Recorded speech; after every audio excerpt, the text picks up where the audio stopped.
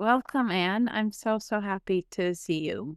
And I want to start with asking you what you're very passionate about, which is around how we can be more accepting and non-fixing of ourselves through the work that you do. Because, yeah, I totally agree with you that it's so tempting to use any kind of personal development or inner work to fix ourselves.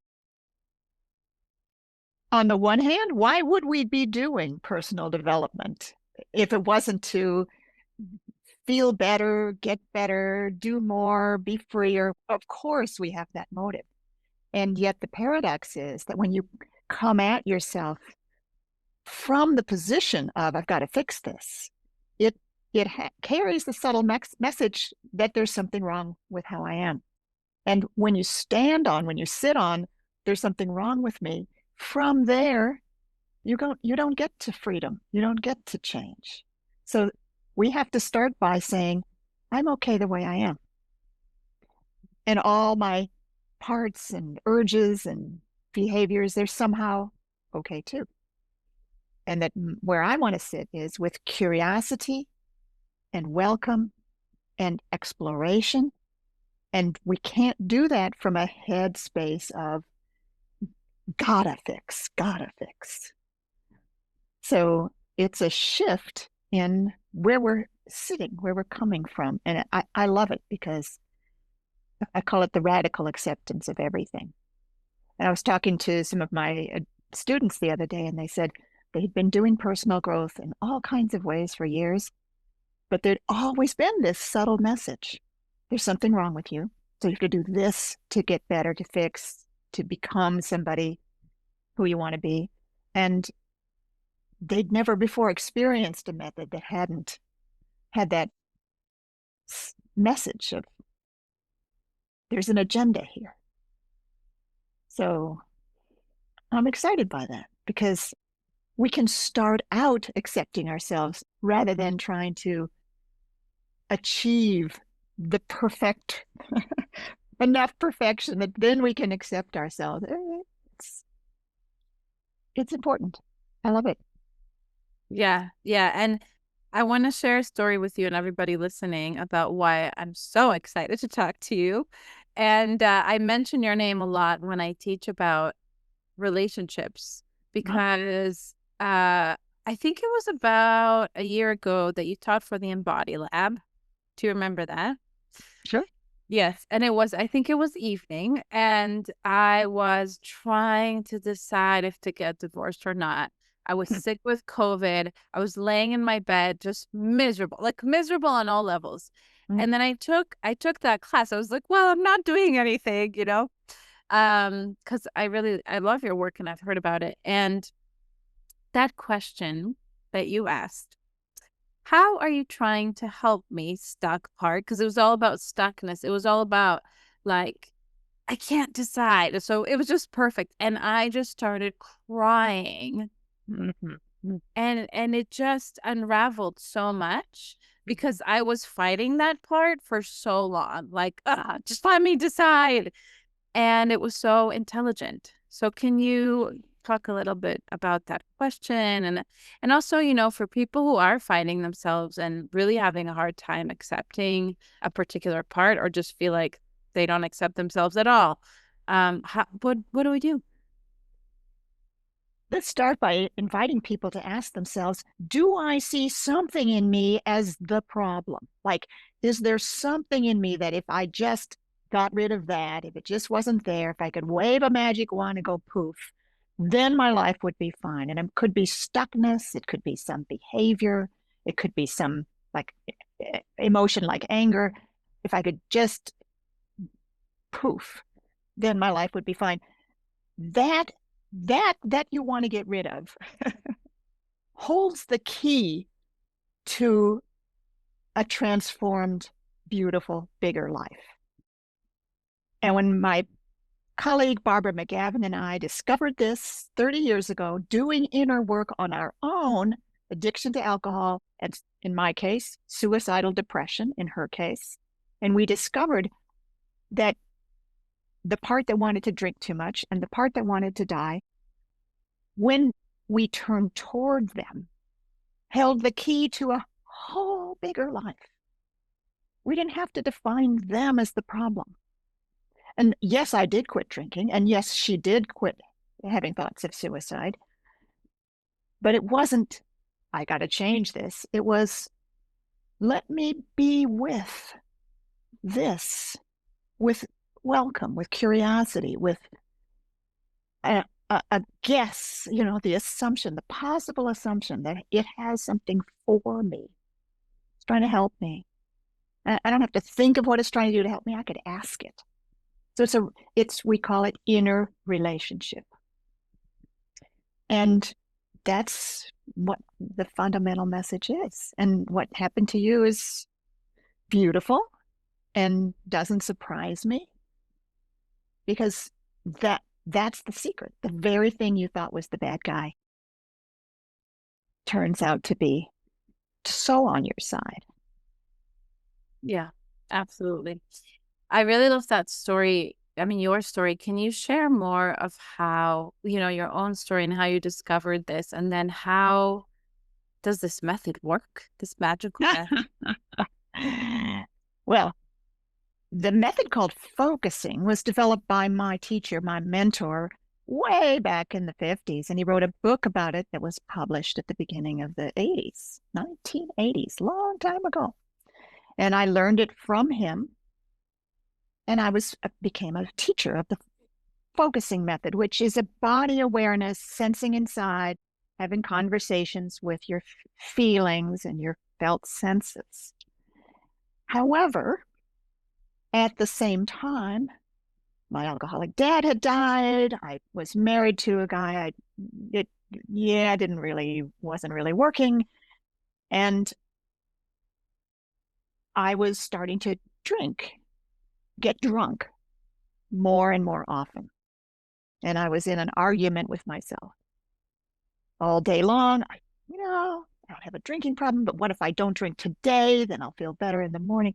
Oh, yeah, so you deserve to relax. And then I'd end up at 5 o'clock most days, walking to the liquor store and buying a bottle of Chardonnay, usually, and drinking it before dinner and then not having dinner so I wouldn't lose my high.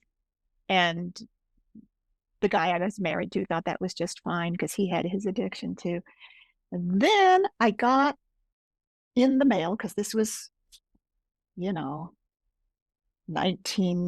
early 1990s, so it was not email. I got it in the mail. Barbara McGavin, somebody I knew slightly, vaguely, like we'd been teaching together a bit. She lived in England. She wrote to me. She sent an article about her suicidal depression and how she had learned she needed to turn toward the part that wanted to die. And that she'd done so many methods to try to fix it, to try to talk herself out of it, to try to cry it out and pound it out. Back in those days, there were a lot of emotionally expressive methods. And she learned she had to be able to say to the part that wanted to die, you can be the way you are as long as you need to be. And I will be with you. I will not try to change you. I will be with you. And if you decide it's right to change, I'll be here for that too. When I read that article, I felt like somebody had hit me in the chest. It was so obvious how it applied to me, but I didn't want to hear it. It was like I wanted to push the article away. Don't tell me that. 2 months later, I stopped drinking. And Barbara and I were about to teach together. And I said to her, I feel so ashamed. I feel so lost. I've been lying to myself.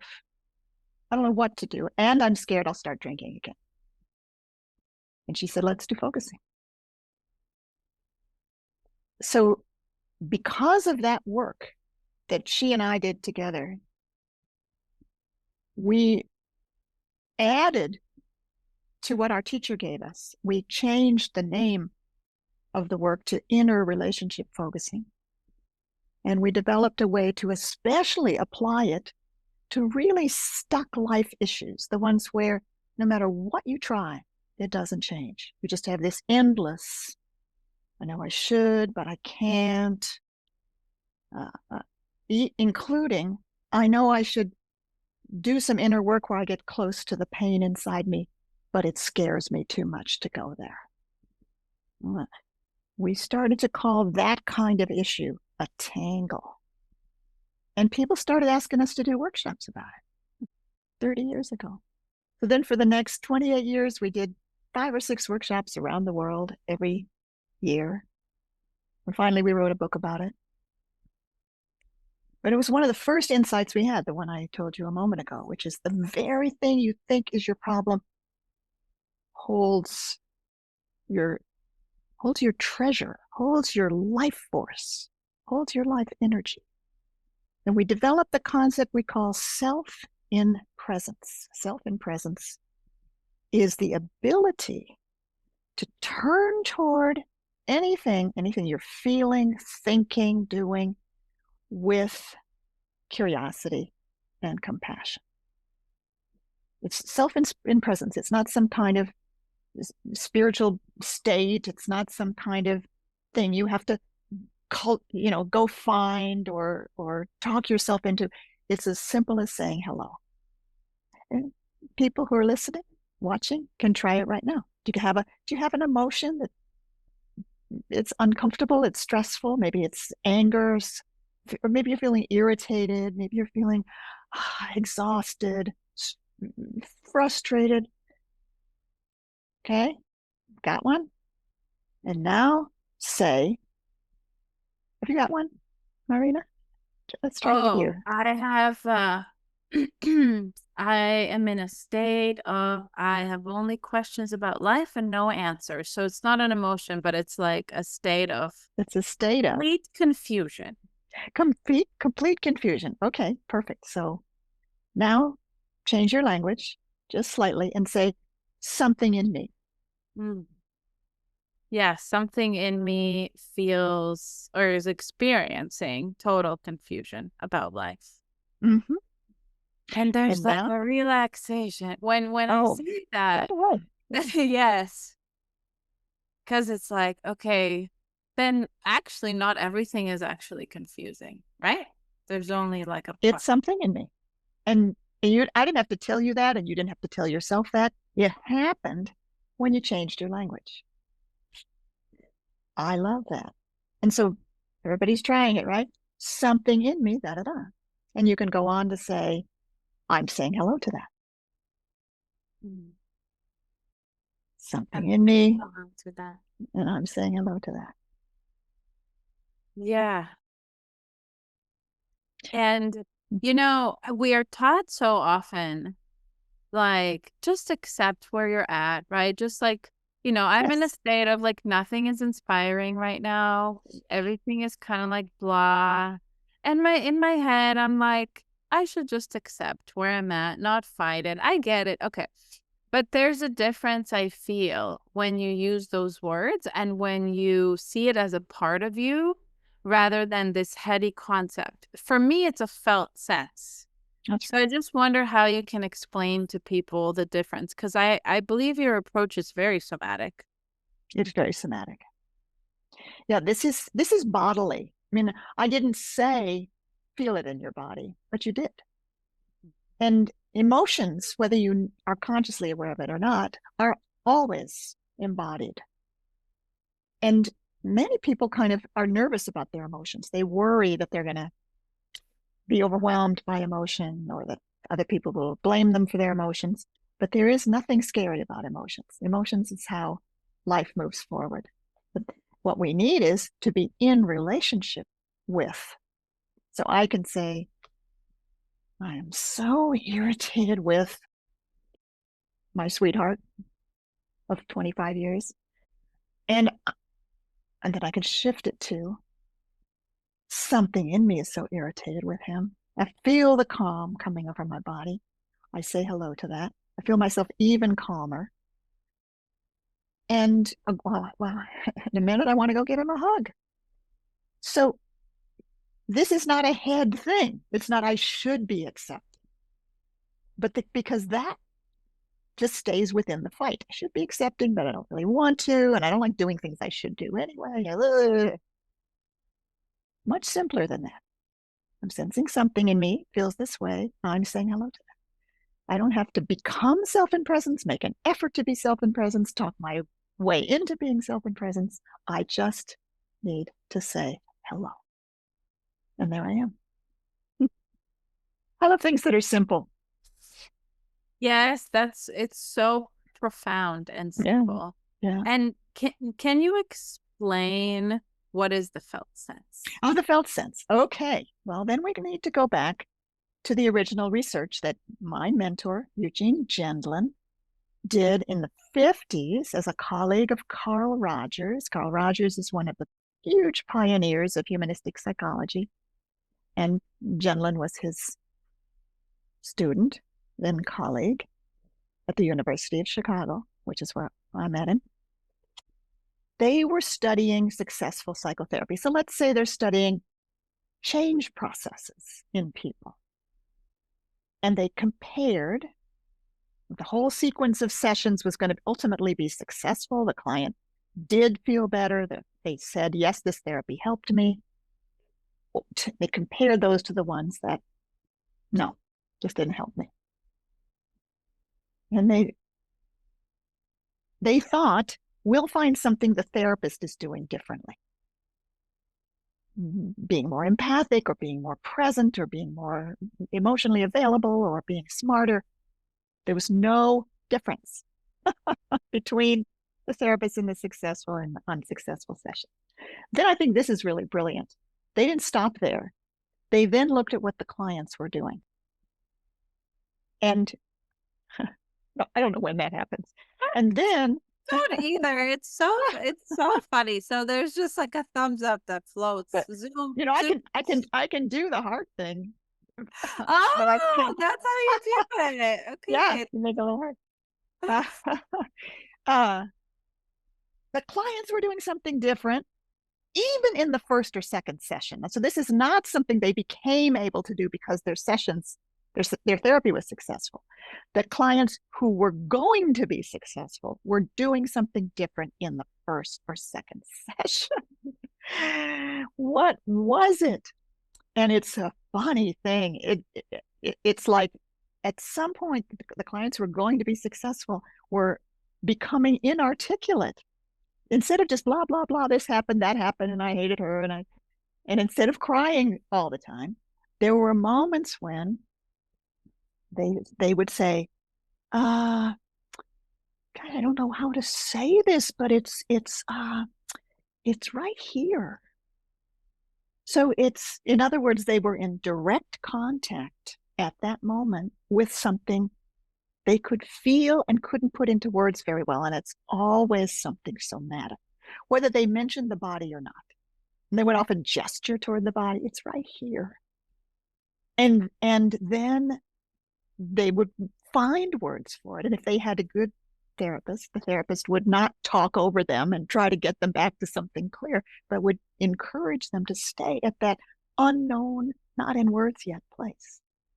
And so that was the result of the research. And then Gendlin and the other researchers said, oh my gosh, if we don't figure out how to teach this to people who don't already do it naturally, we're not even going to be ethical therapists.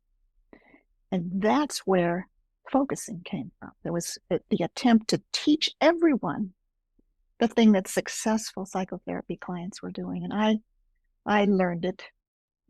I wasn't a psychology student. I was a linguistics student with a personal life that was a mess. I learned it for myself. And then the career I thought I wanted to go into didn't work for me. And I went back and I said, I think I want to teach this. So, okay. And I became a teacher of this funny method. And then things went on. So what's the felt sense? The felt sense is that unclear, not in words yet, not in symbols yet. And you gesture to your body because it's somehow down here.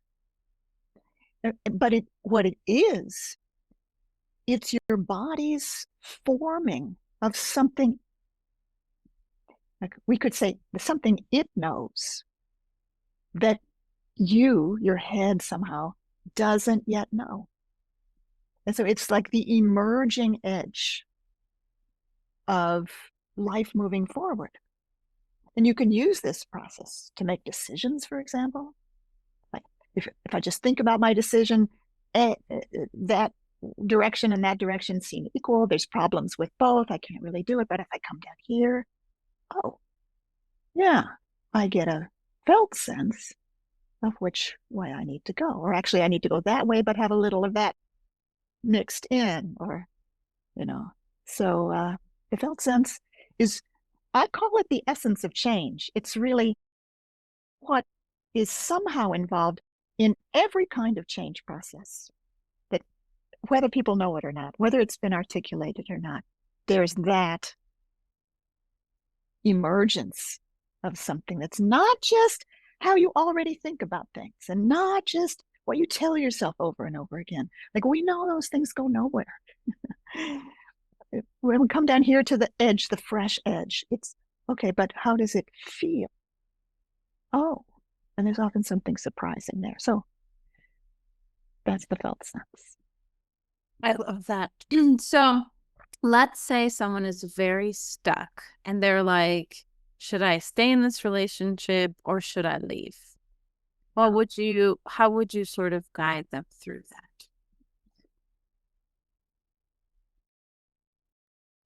Let's pause and feel your body. When I work with people, I invite them to feel their body at the start of our working together. Just, just come in, feel your body, feel your body's contact on what you're sitting on. Assuming you're sitting, you might not be lying down, standing. And just let yourself be supported by what's beneath you. And then just let your awareness come inward. And it's slower than this. Throat, chest, stomach, below. And you've got this feeling of being stuck and this decision you feel like you have to make. Let's just pause and let the fresh feel of that come now. And wait. It may take 30 seconds. It may take 60 seconds. It feels like a long time. I'm here to help you, I'd say. I'm here to help you. Be patient, because something will come. And then the person says, well, I don't know. This doesn't seem to make sense. But I'm feeling this, let's say, a tightness in my throat. Okay, I say. Let's stay with that. You might take the word tightness back to the sensation in your throat and sense if that's a good description. And then the person, maybe they have their eyes closed. They say, take a little more time. Actually, tightness isn't quite right. It's more like there's a leash around my throat. Oh, I say. Uh-huh. So check with it again. See if that's right. It's like a leash around your throat. Person pauses, checks, then they say, oh, it's like something is saying, keep it in bounds. Don't go too far. Oh, I say. Well, you're sensing something is saying. And then I'll say it back to them. And then I'll say, maybe you could let it know you hear it. It wants you to keep in bounds. So as you can tell from my description, it's a process of inner sensing. Each thing that comes, you check with it. We call that inner relationship. And the inner relationship is you are self in presence. You're the one who's sensing and you're the one who's checking. And that atmosphere of curiosity and acceptance creates a place within you that doesn't have any agenda. There's something in you that says, hurry up and make this decision. We have to get on with our life. We say hello to that. And there's something in you that says, I'm really scared I'm going to make the wrong decision, so I don't want to do it. We say hello to that. So Any one of those we could go through a process like the one with the tightness in the throat, sensing deeper, sensing more. And next steps just continue to come. And often they surprise us. Because the things that don't surprise us are the things we've been telling ourselves over and over, which haven't gotten us anywhere. So to do this work, it takes a kind of courage because you're sitting at the edge of an unknown. You can't predict what will emerge. And you begin to notice that the more you do this, the better you feel, the more possibilities emerge. And that that gives you the patience that you need to do it again, and so on. So something like that. And the answer just kind of emerges, right? There's no like pushing or I need to get the answer, but it just kind of like it almost floats up to the surface. Yeah, with discoveries, with realizations, with, oh, now I see. It's unpredictable in advance, which is why I've been loving this work for more than 50 years now. It's always fascinating. Yeah, it's an adventure. I feel like for me, it reminds me somehow of a whale. I don't know why. Like, just like, Oh, and it's funny because I'm very scared of whales. I find them too oh, mysterious. But it's like oh, that being very deep under the ocean and you don't know what you're gonna find. And in my own story, when I was guided by you in the, in the workshop, what emerged was this like holding on to, oh, this belief, which was actually not real, that my husband is the only person that can emotionally support me. And then actually, oh, well, he hasn't done that in a while. And he doesn't do it in the way that I want. And this is like a story in my head, but my right. body doesn't buy into it. And then from there, I think the treasure that you speak of was like, how can I learn to first receive that from friends and other people, and then from myself? Mm-hmm.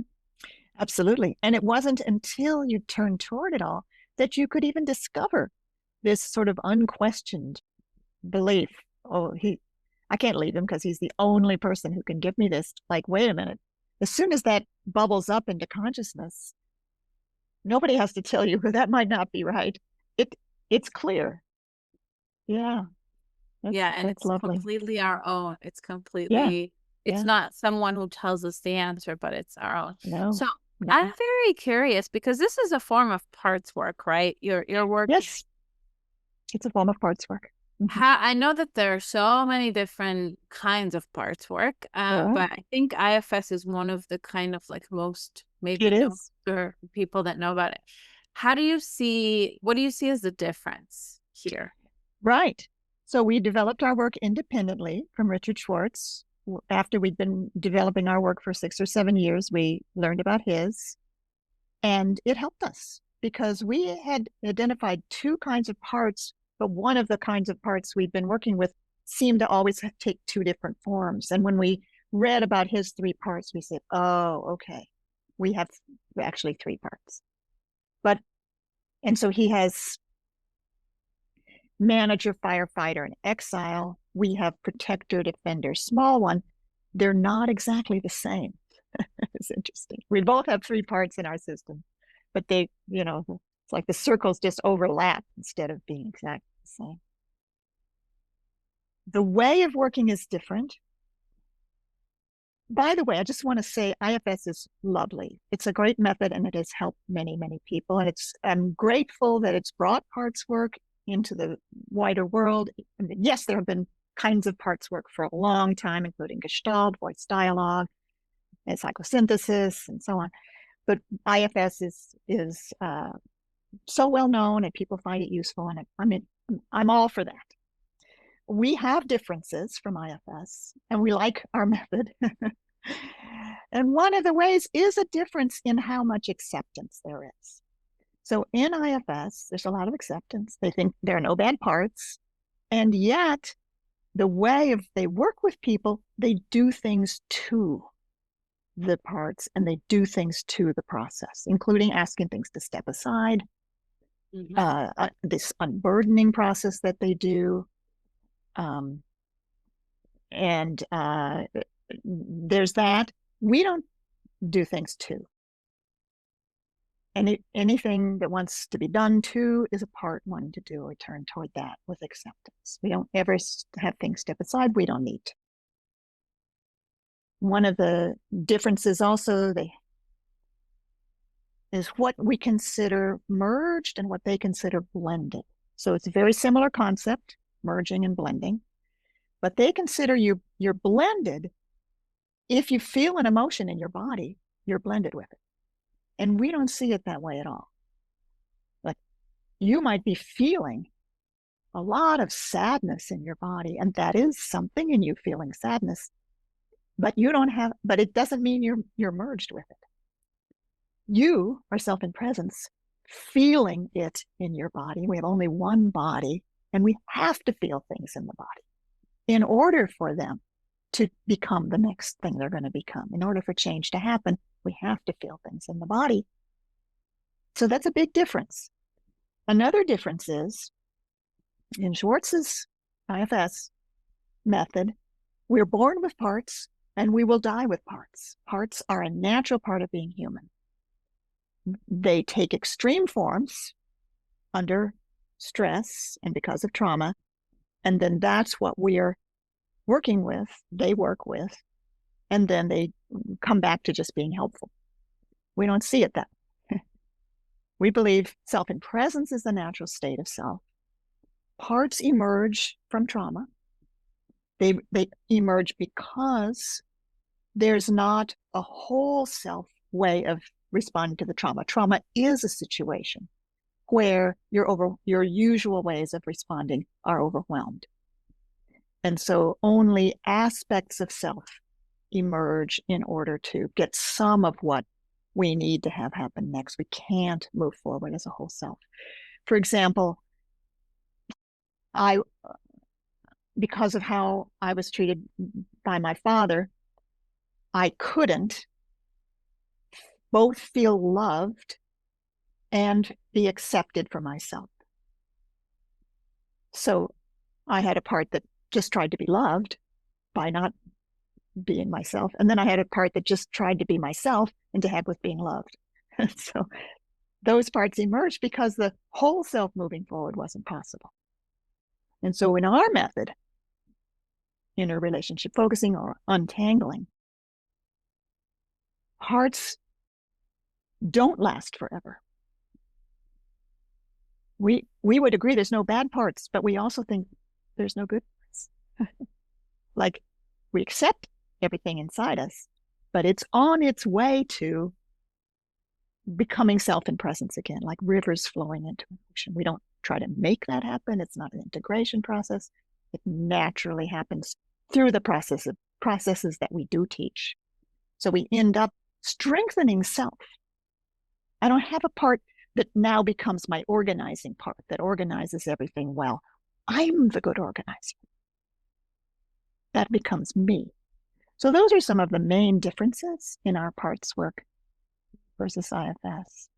That was fascinating. So I have a question about emotions because I know a lot of my listeners, like me, grew up with quite emotionally avoidant backgrounds. And Absolutely. what comes up for me, and I don't know if this is in tune with what you teach, is is that emotion, you can be merged with an emotion or you could just Yeah. feel an emotion. And Yeah. when you're merged with emotion, it's because you're kind of in a childlike state or you're like not in self energy. Mhm. Like you're, you're either avoiding, like how I see it is you're either avoiding it or you're either like way too close to it. So you're not kind of experiencing it and allowing it to flow essentially. Mhm. And I wonder how, in your terms, how that kind of works out. No, it's true. I agree with that. So emotion is natural. And what emotion wants to do is move through you. That's where the word emotion comes from. It has motion in it. It wants to move through you.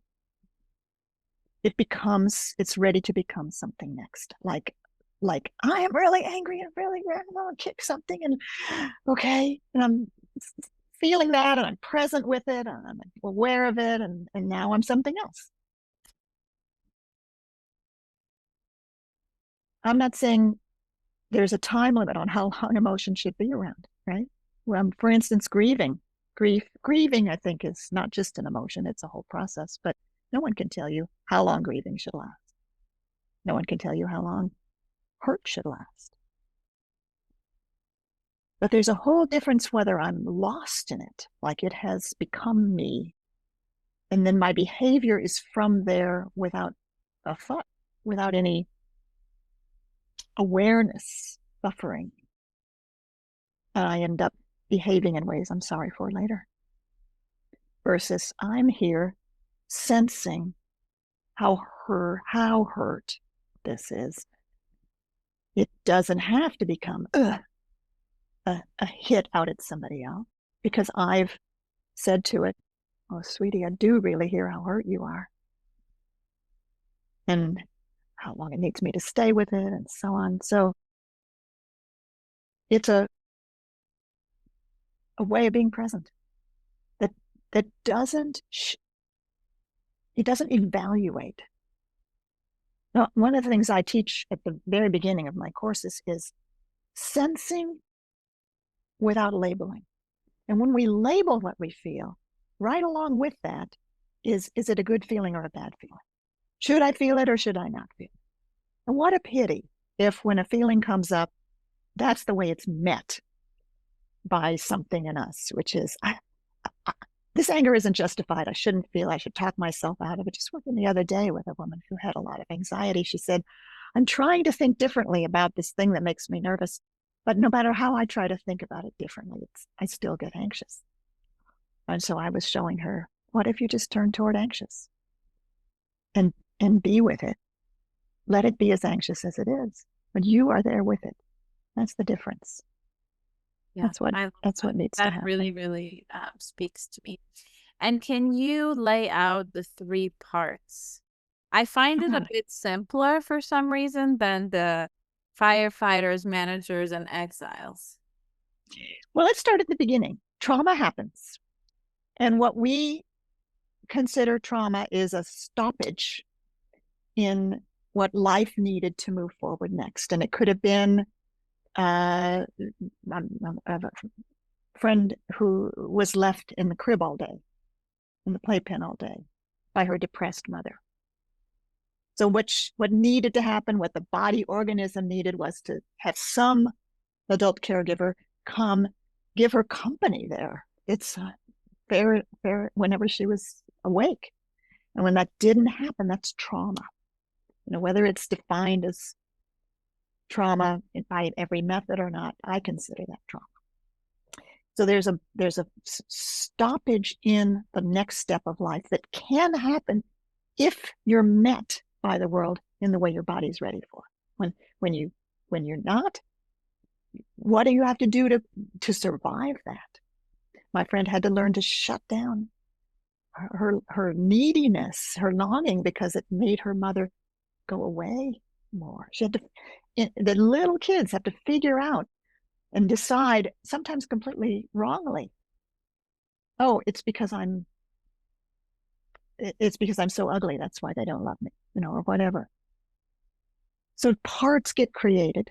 And the first part that gets created is the one we call a small one. It's the youngest part, and it's the one that carries the hurt of the next step of life not happening. And then that gets frozen because what can you do? It overwhelms the resources. Trauma is something that overwhelms the resources of the organism. I don't know what else to do with it, so I'm going to freeze it.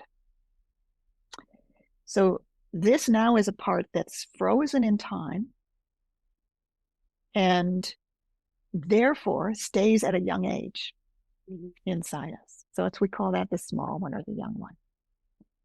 Almost immediately, the next type of part is created by the organism. It forms. And its job is to soothe and distract from pain that would otherwise be too much. Now, Barbara and I have named this second kind of part a defender.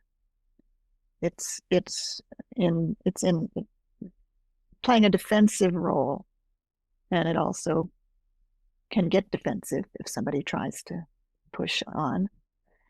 But its solutions, like maybe in an early life, maybe soothing and distracting means rocking and thumbsucking.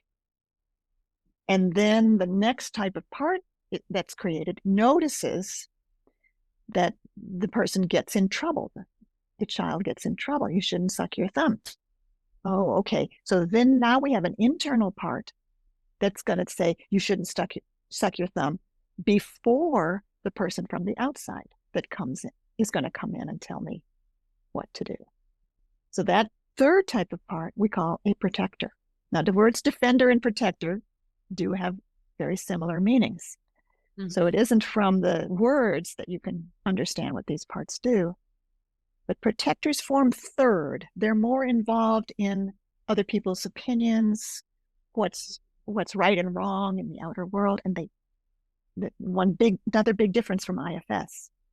We believe that the small one and the defender parts retain agency. When they take you over, they can act. They can move your body. You know, like let's say that when you're a little older, the defender part decides that a good way to soothe you would be to give you ice cream. So that part can go to the refrigerator, go to the freezer, get out the ice cream, get out the spoon. The part has the power to act. The protectors that form third, they don't have the power to act. That's why they're so talkative. You shouldn't do that. That's wrong. That's disgusting. Why did you try this instead? Their only way to influence is through two things.